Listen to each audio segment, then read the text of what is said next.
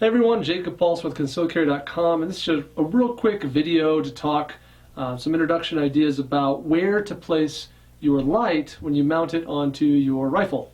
So obviously having a light is always better than not having a light. And in the case of a rifle, because I don't have some restrictions in terms of what holster I have to stick this in, I can always have a light. There's no reason not to have a light mounted on my rifle. So today we're going to really focus on where that light gets mounted. And that's kind of the subject of our conversation. So first thing I want to talk about is where the light gets mounted in reference to the end of the muzzle of the rifle. So obviously we have the barrel that comes out here, and on the end of the barrel we have the muzzle brake. And a lot of people are of the opinion that this light should get mounted kind of in line with the end of your muzzle brake or your flash hider or whatever it might be. But that said, the challenge here is that that's not always ideal. I'll tell you why. Now the thinking of having the light there is that if I have the light back, like it is on my rifle right now, from the end of the muzzle, then I'm going to cast a shadow. When this light gets turned on, the beam coming from this light is going to hit in part the end of the gun here, and that's going to create a shadow on this side of my gun, right, on my target, on my illuminated target area.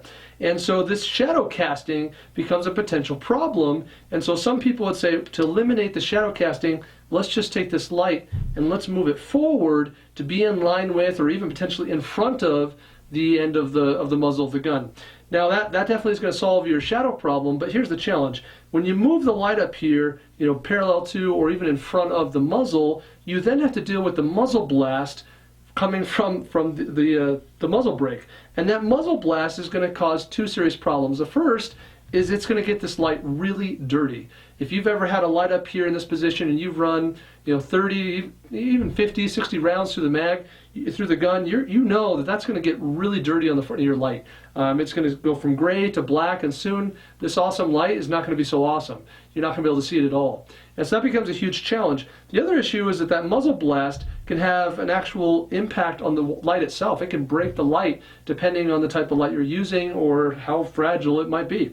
So ultimately, taking this light and moving it back from the end of the muzzle a little bit, maybe even kind of in line with the end of the barrel, right where the muzzle ends and your muzzle brake or your flash hider is mounted, that might be a perfect place to kind of put your light.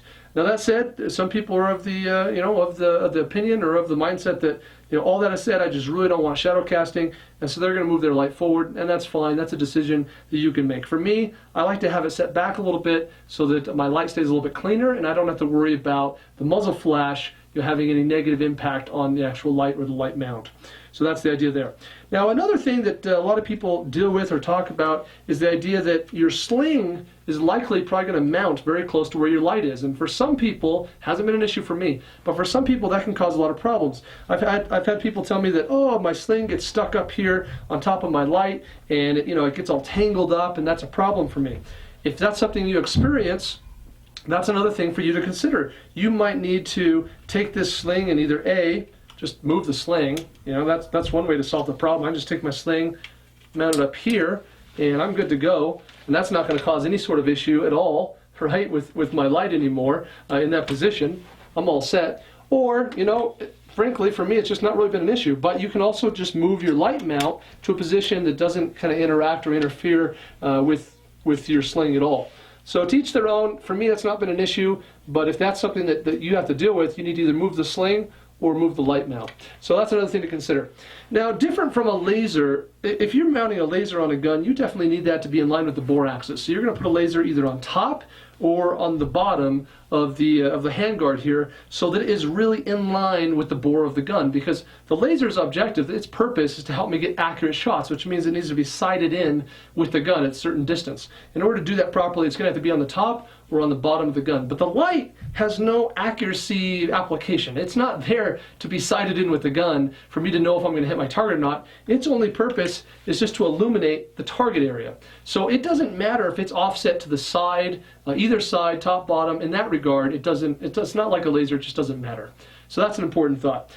I would say the most important and most guiding principle for you to decide where you want to put your light on your gun, whether you want it on the left side, the right side, left top, left bottom, right bottom, right on top, right on bottom, whatever it might be, it really should come down to how you grip your gun. So stop and ask yourself, when I pick up my rifle, what does that look like for me? How do I grip it? And are you the kind of person who comes in and you kind of take this thumb and you like to wrap it over the top of your gun? If that's you, then it might make sense to have your light on your strong side. So I'm right-handed, I'm shooting right-handed right now, so having the light over here on my strong side might be easier to actuate if this is how I shoot, right? And on the flip side, if I have a different kind of grip, maybe a different kind of foregrip, like this is an angled foregrip, maybe you have a vertical foregrip, those things are also going to change how you hold your gun. If you have a vertical foregrip and you're gripping it down here, it might be easier to toggle a light that's down here. Or it might be easier to take that thumb and just flip it over the top and hit your light here. So I'm holding my vertical grip, and I come over, and boom, I hit my light. So what kind of grip, if any, you have up here on the front of your gun, and how you hold your gun are definitely going to be influential to you figuring out the right place to put your light. Now, in addition to figuring out the right place to put your light in that perfect grip of yours, you also need to consider, what are you going to do when it comes time to shoot support hand? So if I'm shooting right-handed and my light's right here, that's not a problem for me. That's easy. But if I drop my sling and I decide I got to switch hands, and I come up here and I pivot over to support side, and I come up here now how am I going to actuate my light? So in my case, based on how I have my mount, I just reach over the top with my thumb, and that's how I hit my light. So that's how I have to do it. And I can still go momentary on, or depending on the situation, I might just go constant on and then come back to the grip I like the most. But either way, you got to make sure, super sure, that you mount your light in a position that you can manage it not just in strong, in your strong side, but also when you go support side, you can still hit that light. So that's something you need to think about. And if you can't come up with a perfect scenario in terms of how you're going to manage that, how you're going to manipulate your light on your support side, you might need to adjust where it's mounted on for even your strong side, so that you have something that really works on both sides.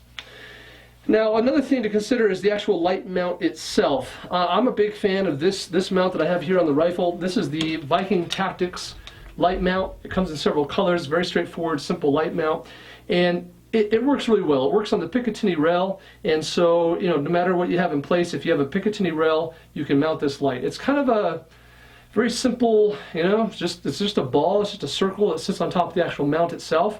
You can mount it like I have it here, so it's mounted on the side of the handguard, but it kind of is going up vertically where I want my light. It could be flipped around, as well, and put the light down here. I can put it on the top, and from the top it can send the light to the right or to the left. It's very versatile in terms of where you want to mount it, anywhere you want to mount it.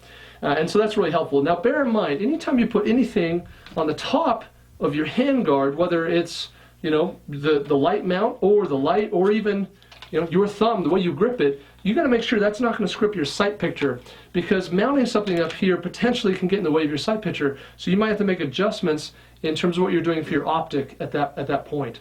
Okay. Now another cool thing about this Viking Tactics light mount is it has a shim in here that allows you to use both small and larger diameter flashlights. So if you have a really small light like this one, this is a Surefire light, the VTAC one, then it's not a big deal. I can just leave the shim in there and it still holds it very, very secure. It's not going anywhere. But if I want to use a larger light, I can pull that shim out and put in a larger light, and it'll hold it just fine as well. And in addition, something that's really nice is that the light mount itself has a groove in here for the clip on the light. So this actual light, as it were, I have the actual clip that comes on the light still on there. I don't have to remove the clip in order to get it into the light mount, because it has a groove specifically where that clip can slide in. So it makes it a lot easier and a lot more versatile to work with different lights when you're using this light mount. And it's very economic. Their MSRP on these is $24.99. You can get them all over the internet, including our website, concealedcarry.com, and that's a pretty viable option. So when it comes down to it, ultimately what we want you to do is get a sense for how you're going to operate your rifle, how you're going to hold that gun, and then put that light, mount it in the place that's most optimal for you, so that you can hit it every time when necessary, both for a momentary on and for a constant on, so you can do what needs to be done and get the job done. And don't forget, when you switch to that support side, you still need a working solution for you to function and operate that light. So from concealedcarry.com, hopefully that's helpful. Get your light mounted right away.